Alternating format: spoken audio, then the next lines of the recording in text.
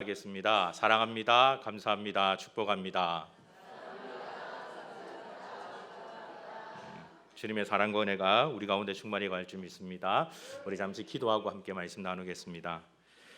아버지 하나님 감사합니다. 이 귀하고 복된 날을 허락하여 주시고 아버지 말씀을 대언할 수 있는 은혜를 도와여 주시니 참으로 감사합니다. 하오나 아버지 하나님, 이 단의 손자가 너무나도 무익하고 또한 부족하오니 주께서 은혜를 더하사 오직 아버지 말씀만 대언하는 귀한 자리가 되도록 주님 인도하여 주옵소서. 모든 영광 주께 올려드리며 살아계신 주 예수 그리스도 이름으로 기도드리옵나이다. 아멘. 사랑하는 성도 여러분, 여러분들은 전도를 할 때에 가장 많이 쓰는 말이 어떤 말이 있습니까? 아마 대부분 분들이 전도할 때에 가장 많이 사용하는 말이 예수 믿고 복 받으십시오라는 말을 가장 많이 쓸 겁니다. 예수 믿으면 복 받습니다 라고 전도하면서 이 말을 가장 많이 씁니다. 그런데 여러분, 예수 믿고 복 받는다라는 이 말이 정답일까요? 아니면 틀린 말일까요? 이 말은 받는 사람에 따라서 정답이 될 수도 있고 틀린 말이 될 수도 있습니다. 왜냐하면 예수 믿고 복 받는다라는 그 복이 마치 세상에서 얘기하는 것처럼 부귀영화나 내가 잘 되는 것으로 생각한다면 그것은 정답이 될 수가 없습니다. 사실 예수 그 자체가 바로 복이죠. 예수 믿고 구원받는다는 것 자체가 복이죠. 예수를 잘 믿어도 부자가 되지 못하는 경우가 있습니다. 예수를 잘 믿고 있지만 여전히 얼굴이 크고 배 나온 저도 있지 않습니까? 예수 잘 믿는다고 해서 세상에서 다 잘 되는 것은 아닙니다. 아플 수도 있습니다. 병에 걸릴 수도 있습니다. 때때로는 정말 시간이 얼마 남지 않은 심각한 병에도 걸릴 수 있습니다. 그러나 사랑하는 성도 여러분, 예수 믿는다라는 그 자체가 바로 우리에게 놀라운 복이 되어질 줄 믿습니다. 형통이란 이 단어도 마찬가지입니다. 사실 형통이라는 것은 모든 것들이 다 잘 되는 것을 의미합니다. 그런데 성경에서 우리에게 말하는 형통은 조금 다릅니다. 오늘 우리가 읽었던 본문의 말씀을 통해서 이 형통의 정확한 의미를 같이 한번 살펴볼 수 있기를 간절히 소망합니다. 오늘 우리가 읽었던 이 본문에는 요셉이라는 인물이 등장합니다. 사랑하는 성도 여러분, 요셉의 일생 가운데 그가 형통했다라고 얘기할 수 있다면 어느 때가 가장 형통한 때일까요? 그의 아버지와 함께 채색 옷을 입고 아버지의 장막에 거하는 유년 시절이 그에게 가장 형통한 때였을까요? 아니면 노예로 팔려가서 애굽에서 정말 어렵고 힘든 그 삶을 지내다가 결국 또 억울한 누명을 쓰고 감옥에 갇혀버렸던 그때가 형통한 때일까요? 아니면 요셉이 애굽의 총리 대신이 되어서 정말 놀라운 부귀영화와 엄청난 권력을 가졌던 그때가 형통일까요? 만약에 세상 사람들에게 요셉이라는 인물을 얘기하지 않고 어떠한 사람이 있는데 그의 인생이 이러이러합니다, 어느 때가 가장 형통하겠습니까? 라고 묻는다면 대다수의 사람이 애굽의 총리 대신 일대라고 말하지 않겠습니까? 아니면 아버지와 함께 행복한 그 유년 시절이 형통이라고 말할 겁니다. 그런데 여러분, 성경은 너무나도 신비롭게도 요셉의 그 일대기에 다루고 있으면서 창세기 37장부터 창세기 50장까지 꽤 많은 분량에서 요셉의 내용을 다루고 있으면서 형통이란 이 단어를 유일하게 오늘 우리가 읽었던 본문 창세기 39장에서만 다루고 있습니다. 그리고 이 창세기 39장에서 요셉의 삶은 그의 인생에 있어서 어쩌면 가장 어렵고 힘들었던 때입니다. 형들로 말미암아 애굽의 노예로 팔려갔던 때입니다. 보디발의 가정 노예로 그는 살았습니다.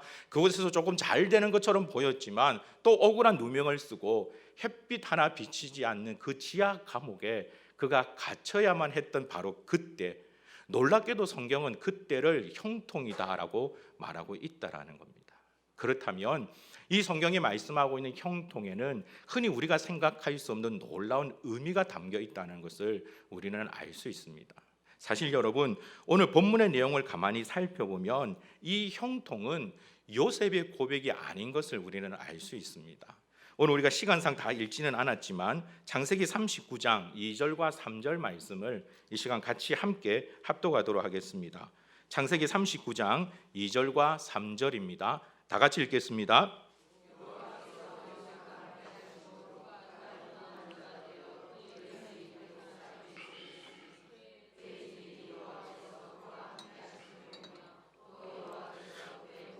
형통하게 하심을 보았더라. 아멘.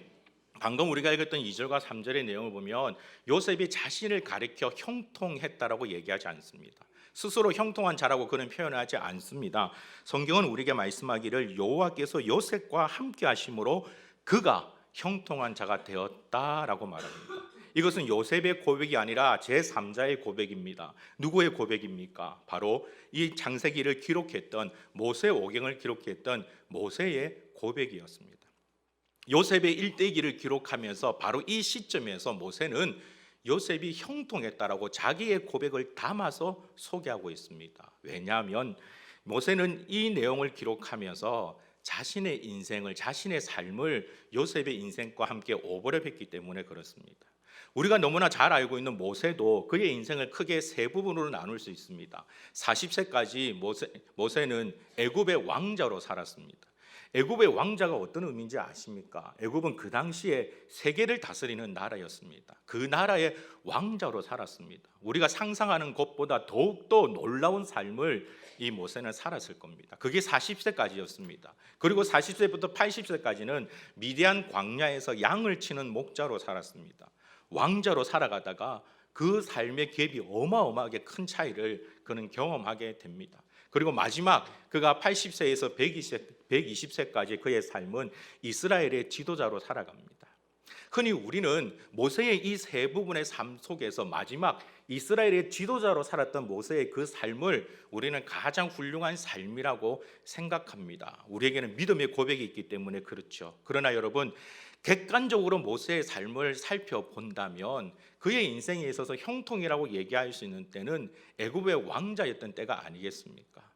한 나라의 애굽의 세계를 다스렸던 그 나라의 왕자의 삶과 보잘것없는 난민의 지도자인 그 삶과 왕궁의 삶과 광야의 삶은 비교할 수 없는 삶이었을 것입니다. 그런데 모세는 놀랍게도 광야의 그 삶을 살아가면서 형통을 경험합니다.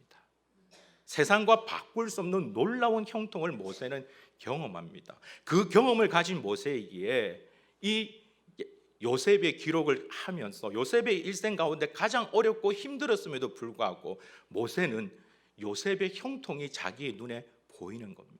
그래서 그는 요셉이 형통했다라고 기록하고 있습니다. 사랑하는 성도 여러분, 오늘 성경이 우리에게 말씀하고 있는 이 형통은 사실 모세가 이스라엘 백성들에게 들려주고 싶은 그러한 형통이었고 오늘날 또한 우리에게 들려주길 원하는 놀라운 형통입니다. 그렇다면 대체 성경이 말씀하고 있는 모세가 말하고 있는 형통은 어떠한 형통일까요? 우리는 그 답을 성경에서 2절과 3절 말씀에서 찾을 수 있습니다. 다시 한번 더 여러분 2절과 3절을 보시면 모세가 말하는 형통이, 요셉의 형통이 바로 여호와께서 함께 하심으로라는 부분에서 우리는 그 답을 찾을 수 있습니다. 여호와께서 함께 하셨기 때문에 요셉이 형통했다라는 겁니다. 우리는 이 부분에서 잠시 형통에 대한 원어를 살펴볼 필요가 있습니다. 본문에서 형통으로 번역된 히브리어는 마출리아흐라는 단어를 쓰고 있습니다. 이 단어의 원어는 찰라흐라는 단어를 이 원어는 찰라흐라는 이란 뜻인데 그 뜻은 번영하다, 번영을 체험하다라는 뜻을 갖고 있습니다. 흔히 우리가 말할 수 있는 모든 것들이 다 잘 되는 것을 말하는 것이죠. 그런데 성경은 그 단어를 사역형이라는 특별한 문법적인 내용을 사용하고 있습니다. 그 문법을 적용해서 이 단어를 풀이하게 되어지면 번영하다가 아니라 번영케 하다가 됩니다. 번영을 경험하다가 아니라 번영을 경험하게 하다라는 뜻이 됩니다. 무슨 말인고 하니 요셉 자신이 잘된 것이 아니라 요셉 자신이 무엇인지 다 모든 일들이 잘된 것이 아니라 요셉이 특별한 일로 통해서 주변 사람들이 복을 누리게 만들었다라는 것입니다. 그렇다면 성경에서 말하고 있는 형통은 오늘날 우리가 생각하는 내가 잘 되는 것과 다르다는 것을 알 수 있습니다. 오늘 본문에서 말하고 있는 형통은 여호와와 함께함으로 말미암아 하나님께 주시는 그 능력으로 말미암아 주변에 하나님의 복을, 하나님의 은혜를, 주의 놀라운 역사를 끼치는 것, 보다 쉽게 말씀드리면 하나님의 뜻에 사용되어지는 것, 하나님과 함께 나아가는 것, 바로 그것이 형통이라고 성경은 우리에게 말씀하고 있습니다. 세상에서 말하고 있는 형통과는 너무나도 다른 것이죠. 그렇기 때문에 그러한 놀라운 은혜를 경험했던 모세이기에 요셉의 이 일생을 보면서 그도 형통했다라고 말하고 있는 것입니다. 주님의 기쁨이 되시는 귀하고 복된 성도 여러분, 여러분에게도 이와 같은 형통이 있기를 주님의 이름으로 축복합니다. 하나님께로부터 쓰임 받는 기쁨을 누릴 수 있기를 간절히 소망합니다. 오늘 우리가 읽었던 창세기 39장에서는 요셉의 인생 가운데 정말 어렵고 힘든 일을 다루고 있는 것 같지만, 한 가지 우리가 정말 궁금한 것은 단 한 부분에서, 어떠한 부분에서조차도 요셉이 원망하거나 불평하는 내용이 기록되어 있지 않다라는 겁니다. 아무리 39장을 살펴보아도 요셉의 원망은 단 한 부분도 기록되어 있지 않습니다. 요셉의 삶을 보면 충분히 원망할 수 있을 것 같습니다. 형들로 말미암아 노예로 팔려갔습니다. 자유를 잃어버렸습니다. 그리고 그곳에서 열심히 살았음에도 불구하고 억울한 누명을 쓰고 그는 성추행범이 되어서 깊은 감옥에 갇혀버립니다. 충분히 원망할 수 있지 않습니까? 그러나 요셉은 원망하지 않습니다.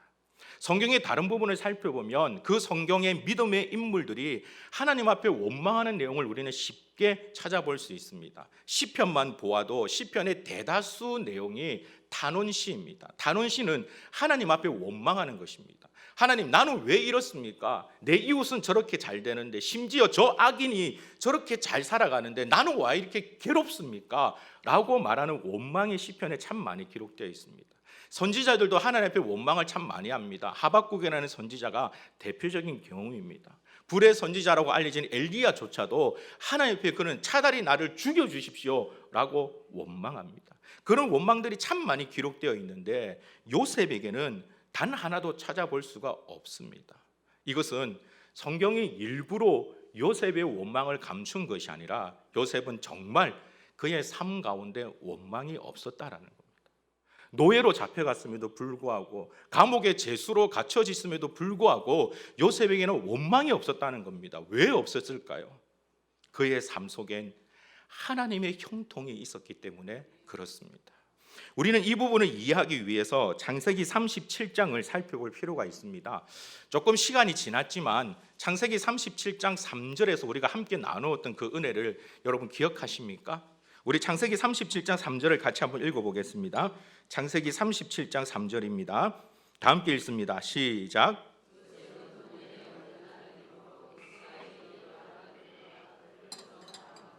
그를 위하여 채색 옷을 지었더니. 창세기 37장에서 우리가 함께 나눴던 은혜가 있습니다. 이 3절에서 기록되어 있는 채색 옷은 단지 요셉이 아버지의 사랑을 받아서 좋은 옷을 입었다라는 것을 의미하는 것이 아니라, 요셉이 채색 옷을 입었다는 것은 형들과 다르게 바깥에서 일을 하지 않았다라는 뜻이고, 바깥에서 일을 하지 않았다는 것은 아버지와 함께 있었다라는 뜻입니다. 이것은 아버지가 요셉을 특별히 사랑해서 다른 형제들에게 주지 않은 교육의 기회를 요셉에게 준 겁니다. 요셉은 그 속에서 쓰고 읽는 것을 아마 배웠을 겁니다. 그러나 그것보다 더 중요한 교육은 신앙 교육입니다. 야곱과 함께 하셨던, 그가 경험했던 하나님, 이스라엘의 하나님, 야곱의 하나님, 그리고 아브라함의 하나님, 그 하나님을 야곱은 이 시간을 통해서 요셉에게 전해준 것입니다. 요셉아, 우리는 하나님의 백성이다. 우리는 하나님의 자녀다. 우리는 하나님의 뜻대로 살아가야 한다. 요셉이 꿈꿨던 것도 그 하나님의 꿈을 꿈꾸고 있었기 때문에 하나님이 주신 꿈이라는 것을 우리는 창세기 37장에서 나눠보았습니다. 그 요셉이 동일하게 창세기 39장에서도 나타나고 있는 것입니다. 노예로 팔려갔지만 그는 그 안에 가지고 있었던 하나님 나라에 대한 꿈을 잊어버릴 수가 없었습니다. 하나님의 뜻 가운데 살아가고 있는 것을 요셉은 포기할 수가 없었습니다. 그의 형편은 자유를 빼앗기고 참담하고 어렵고 힘이 들었지만, 그러나 그럼에도 불구하고 나와 함께 하신다는 하나님의 그 약속을 요셉은 저버릴 수 없었던 것입니다. 그리고 그러한 환경 속에서도 하나님 말씀을 붙잡고 살아갈 때 하나님께서 그에게 베풀어 주시는 놀라운 은혜를 요셉은 날마다 경험했습니다. 그 증거가 여러분 창세기 39장 3절에 있습니다. 제가 3절을 다시 한 번 더 읽어드리겠습니다. 그의 주인이 여호와께서 그와 함께 하심을 보며 또 여호와께서 그의 범사에 형통하게 하심을 보았더라. 여기서 말하고 있는 그의 주인은 보디발을 말하는 거죠. 보디발이 보니 요셉은 여호와와 함께 하신다는 사실을 보디발이 봤다라는 것입니다. 무엇을 봤겠습니까? 그 어렵고 힘든 상황 속에서도 하나님의 약속의 말씀을 붙잡고 살았더니 그 속에서 역사하시는 여호와 하나님을 요셉은 날마다 경험했던 것입니다. 그 은혜가 있기 때문에 형편은 어렵지만 요셉은 불평하지 않았습니다. 원망하지 않았습니다. 그 하나님을 붙잡고 나아갔습니다. 마치 우리의 신앙의 선배들을 보면 예전에 주변 사람들로부터 많이 들었던 어쩌면 욕 가운데 한 가지가 바로 예수쟁이였습니다. 도저히 이해할 수 없다는 겁니다. 가진 것도 없고 보잘것 없고 정말 형편없는데 날마다 행복해 보입니다. 날마다 웃고 있습니다. 왜 그렇습니까? 예수의 복음이, 하나님의 말씀이 그 가운데 은혜가 되어지니 세상이 감당할 수 없는 그러한 은혜, 즐거움이 넘쳐서 날마다 안에 평안이 넘치는 거죠. 그 모습을 보디발이 보았다라고 3절에서 말씀하고 있습니다. 형편은 어려웠지만, 환경은 힘이 들었지만 하나님과 함께할 때 누렸던 그 놀라운 기쁨, 바로 그 기쁨이 형통이라고 성경은 우리에게 말씀하고 있습니다. 사랑하는 성도 여러분, 그러므로 여러분들도 형통한 자가 되기를 주님의 이름으로 축복합니다. 하나님께로부터 쓰임받는 이 기쁨이 여러분 가운데 넘칠 수 있기를 간절히 소망합니다. 그 즐거움이 우리의 영혼을 가득 잡을 수 있기를 주의 이름으로 축복합니다. 주님의 귀하고 복된 성도 여러분, 우리는 이 길을 걸어가는 성도입니다. 이 길을 위해서 하나님께로부터 부름받은 자입니다. 세상의 즐거움이 우리의 기쁨이 될 수 없습니다. 하나님의 말씀이 우리의 기쁨이 되어야 합니다. 주님께서도 말씀하시기를 너희는 세상의 빛이요 소금이다라고 말씀했습니다. 어둠을 밝히는 빛의 역할을 우리는 감당해야 합니다. 그 형통의 길을 걸어가야만 합니다. 소금으로서 맛을 내는 그 형통의 길을 사랑하는 성도 여러분 걸어가야 합니다. 하나님의 뜻대로 하나님의 나라를 세워갈 줄 아는 자가 되어야 합니다. 이 형통의 기쁨이 저와 여러분 가운데 넘치기를 주의 이름으로 축복합니다. 사실 여러분, 우리는 이 형통한 자가 되겠다라고 결단했었습니다. 하나님만이 나의 전부라고 고백했던 때가 우리에게 있었습니다. 예수 그리스도만이 나의 전부라고 고백했던 때가 우리에게는 분명히 있었습니다. 그런데 우리가 살아가는 그 세상이 너무나도 강력했습니다. 하나님 말씀대로 살아가고 싶었지만, 하나님 말씀 붙잡고 하나님의 뜻 가운데 살아가고 싶었지만, 우리가 살아가는 그 세상이 너무나 강해서 우리는 그 가운데 자주 넘어지고 실망했습니다. 하나님의 은혜를 받을 때는 잠시 잠깐 잘할 수 있는 것처럼 여겨졌다가 또 다시 마귀의 시험에 빠져서 넘어지는 우리의 모습을 보며 얼마나 많은 실망을 해왔었습니까? 그리고 그 실망으로 인해서 더 이상 우리는 일어서는 것이 두렵습니다. 그런데 여러분, 오늘 우리가 읽었던 말씀 가운데 21절 말씀을 한번 보십시오. 우리 창세기 39장 21절을 같이 읽겠습니다. 함께 읽습니다. 여호와께서 요셉과 함께 하시고 그에게 인자를 더하사 간수장에게 은혜를 받게 하시매. 사랑하는 성도 여러분, 요셉이 보디발의 집에 있다가 정말 햇빛 하나 없는 지하 감옥으로 가게 되었을 때에 자신의 죄와는 전혀 상관없이 억울한 누명을 써서 그 감옥으로 내려가게 되었을 때 그때의 요셉의 마음이 어떠했겠습니까? 요셉도 사람인지라 불안했을 것입니다. 힘들었을 겁니다. 어쩌면 그도 실망감이 그의 안에 가득 찼을 수도 있습니다. 그런데 바로 그때에 하나님께서 요셉과 함께 하셨다라고 말씀하고 있습니다. 하나님께서 요셉과 함께 하셨습니다. 그 하나님께서 오늘날 동일하게 저와 여러분 가운데 함께 하실 줄 믿습니다. 내 안에 실망감이 가득 차 있다 할지라도, 두려움이 있다 할지라도, 나는 할 수 없다라는 그런 연약함이 우리 가운데 있다 할지라도, 그러나 여러분, 하나님은 여전히 우리와 함께 하신다는 사실을 믿음으로 고백하는 자가 되길 간절히 소망합니다. 하나님은 결코 우리를 버리지 않습니다. 지난 금요 기도회 때 함께 나누었던 요나의 그 말씀처럼 요나를 깊은 단잠으로 그를 어루만지시고 그에게 놀라운 회복의 은혜를 주셨던 하나님, 그럼에도 불구하고 나는 너를 결코 포기할 수 없다고 말씀하셨던 그 하나님께서 동일하게 저와 여러분에게 나는 너를 결코 포기할 수 없다라고 말씀하고 계십니다. 그 말씀에 새 힘을 얻는 자가 되기를 주의 이름으로 축복합니다. 21절에는 그에게 인자를 더하사라고 말합니다. 하나님께서 그에게 인자를 더하셨습니다. 그가 이겨낼 수 있는 힘을 하나님께서 주셨습니다. 요셉이 잘나서, 요셉이 특별해서 그렇게 한 것이 아닙니다. 하나님께서 그에게 주셨습니다. 가만히 우리의 모습을 되돌아보면 정말 연약하고 부족한 가운데서도 하나님께서 우리에게 베푸시는 은혜가 분명히 있지 않습니까? 그 은혜가 있기 때문에 오늘 우리가 이 자리에 앉아 있지 않습니까? 다시 한 번 더 그 하나님을 사모하는 자들이 되길 주님의 이름으로 축복합니다. 오늘 우리가 읽었던 말씀 가운데 마지막 구절입니다. 23절을 같이 한번 읽어보겠습니다. 23절입니다. 간수장은 그의 손에 맡긴 것을 무엇이든지 살펴보지 아니하였으니 이는 여호와께서 요셉과 함께 하심이라. 여호와께서 그를 범사에 형통하게 하셨더라. 오늘 우리가 읽었던 마지막 이 23절을 보면 요셉의 형통이 요셉 때문이 아니라는 것을 우리는 알 수 있습니다. 성경은 우리에게 분명히 말씀합니다. 이는 여호와께서 요셉과 함께 하심이라. 여호와께서 그를 범사에 형통하게 하셨더라. 요셉이 아닙니다. 여호와께서입니다. 하나님입니다.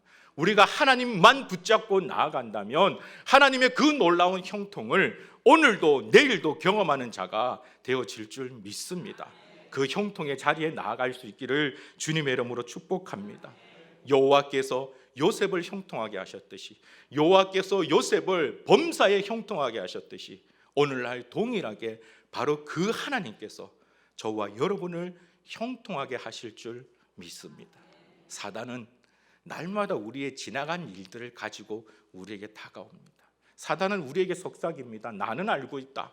너가 한 일을 알고 있다.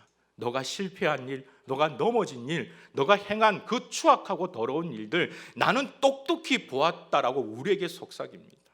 그리고 그 사단의 속삭임에 귀를 기울이다 보면 어느새 나는 가장 보잘것없는 자가 되어서, 그리고 하나님 앞에 가장 부끄러운 자가 되어서 하나님의 거리를 두는, 하나님의 그 은혜를 사모하는 것이나 하나님의 곁을 떠나는 실수를 범하게 됩니다. 그러나 여러분, 성경에서 동일하게 우리에게 말씀하고 있는 하나님의 음성에 귀를 기울이십시오.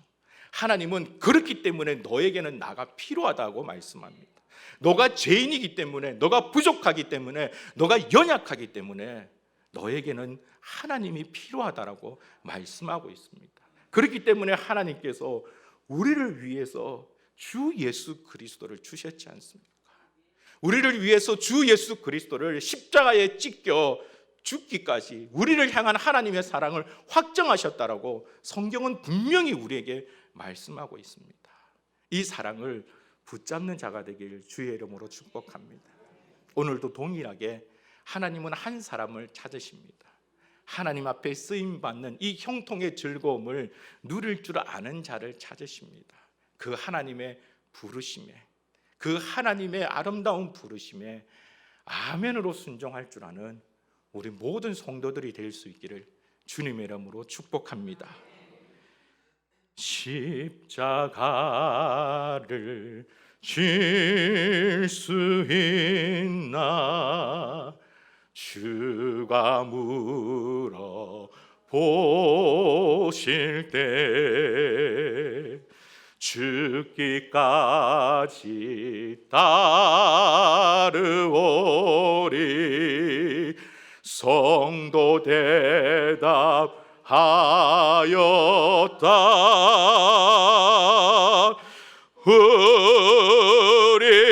우리의 심령 주의 것이니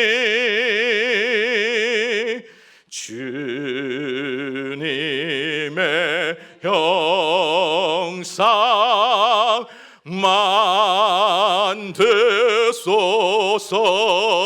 만드소서. 주인도 따라 살아 나갈 동안 사랑과 충성 늘 바치오리다.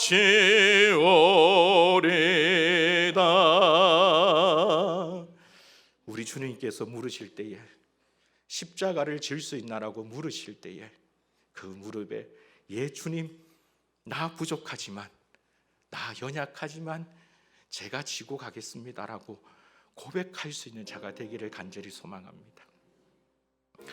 오늘 오후 예배 때에 이전보다 더 많은 중고등부 아이들이 앉아서 예배드리는 모습이 너무나도 즐겁고 행복합니다. 아직 부족한 것이 많은 아이들이지만 제가 중고등부를 섬기면서 저 아이들이 조금씩 자라나가는 그 모습이 참 큰 은혜가 되고 감동이 됩니다. 오늘은 중고등부 예배를 드리는데 대표 기도로 가장 막내인 중1짜리 아이, 남자아이가 나와서 대표 기도를 했습니다. 에이, 대표 기도하는 게 뭐 그래 그럴까라고 생각하실 수도 있겠지만 사실 중고등부 아이들이 앞자리에 나와서 기도한다는 것은 쉽지가 않습니다. 그런데 중1짜리 아이가 나와서 아무런 불평 없이 당당하게 기도하는 그 모습을 보면서 참 마음이 즐거웠습니다. 어쩌면 아무것도 아닌 겁니다. 그저 나와서 순종하는 모습 한 가지 보인 거지만 그 아이들을 가르치는 목자인 저의 마음은 너무나도 즐겁고 행복했습니다. 우리 하나님도 동일합니다. 우리 하나님 아버지도 동일합니다. 하나님께서 우리에게 크고 놀라운 것을 요구하시지 않습니다. 그저 아버지 말씀에 순종하며 나아가는 그 순종 하나를 원합니다. 원망할 수 있고 불평할 수 있고 그 자리를 충분히 피할 수도 있지만 하나님 말씀이기 때문에, 예수 그리스도께서 원하시는 일이기 때문에 그저 아멘으로 순종할 수만 있다면, 주님의 그 십자가를 질 수만 있다면 하나님의 놀라운 형통함이 우리 가운데 함께 하실 것입니다. 그 은혜를 날마다 누릴 수 있길 간절히 소망합니다. 우리 시간 말씀을 생각하시며 같이 기도하며 나아갈 때에 아버지 하나님, 형통한 자가 되기를 소망합니다. 이 땅에서 잘 먹고 잘 사는 것이 아니라 아버지의 말씀 가운데 형통한 자가 되기를 원합니다. 때때로 이 땅에 살아가는 동안 어렵고 힘든 일이 우리 가운데 있다 할지라도 하나님 앞에 서게 되는 그때에 아버지 말씀에 순종했던 우리의 모습을 자랑스럽게 내어놓는 성도가 되게 하여 주시옵소서. 우리 시간 다 같이 주여 간절히 부르짖고 주가 함께 기도하겠습니다.